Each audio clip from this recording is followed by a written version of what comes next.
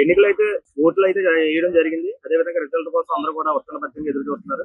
ఈ నేపథ్యంలో ముఖ్యంగా పిఠాపురం నియోజకవర్గం చాలా కీలకంగా మారింది ఈ ఎలక్షన్ లో. అయితే ఓ పక్కన జనసేన అధినేత పవన్ కళ్యాణ్ గారు నెగ్గుతారని చెప్పి పిఠాపురం ఎమ్మెల్యే గారి వాళ్ళకి చెప్పి నెంబర్ బోర్డులు, అదేవిధంగా వంగగీత డిప్యూటీ సీఎం అని చెప్పి నెంబర్ బోర్డులు ప్రస్తుతం కలకలం రేపుతున్నాయి. దీనిపై స్థానిక ప్రజానీకంగా పిఠాపురం నియోజకవర్గంలో మీరు ఉంటున్నారు. దీనిపై మీ స్పందన? స్పందన అంటే అండి, ఇప్పుడు మనకి జూన్ 4 వరకు ఆగాలండి. అప్పుడు నెంబర్ బోర్డులు ఆళ్ళ పెట్టుకోవచ్చు, డిప్యూటీ సీఎం అని ఇళ్ళ పెట్టుకోవచ్చు అండి. ఇలాగలో ఇప్పుడు పెట్టి నెంబర్ బోర్డులు అన్ని కూడా కులం పిచ్చిపై పెట్టి బోర్డులు అండి. వాళ్ళు రాజకీయంగా పెట్టి బోర్డులు కదండి. అది ఏంటంటే అండి, ఒక ఓన్లీ మా కులం అని పెట్టుకుంటే బోర్డులు తప్ప ఈ ప్రజలకు ఏదో ఉపయోగపడే బోర్డులు కదయ్యి, లేదా పెద్దల రచన పెట్టి బోర్డులు కదండి. ఆ స్పందన అదండి.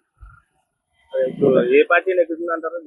ఏ పార్టీకి వెళ్తుంది అనుకుంటే అండి, ఇప్పుడు మా లెక్క ప్రకారంగా మేడం గారు వస్తారని అనుకుంటున్నామండి. అలాగే వాళ్ళ లెక్క ప్రకారంగా పవన్ కళ్యాణ్ గారు వస్తారని అనుకుంటున్నారు. కానీ ఎవరు గెలిచినా తీర్పు వచ్చే వరకు ఆగడం అందరికీ మంచిదండి. ఈ లోగలో బోర్డులు పెట్టుకుని ఒకరు దెబ్బలాడుకోవడం, మా పార్టీ వద్దని వాళ్ళు మా పార్టీ వద్దని వెళ్ళి అనుకోవడం ఇది మామూలుగా మన దేశంలో ఎక్కడ లేదండి. ఇది ఓన్లీ మన పిఠాపురంలోనే ఉంది. ఇది మన లౌకిక రాజ్యం అండి. ఇది కులాలుగా ఉండే రాజ్యం మనది, కులాలుగా చూసే రాజ్యం కాదు మనది. ఇది లౌకిక రాజ్యం అండి, మన లౌకిక దేశం అండి మనది. అలా అనుకుంటే ఇలాగ ఉండాలి తప్పండి మా కులం అనే పిచ్చిపోవాలండి.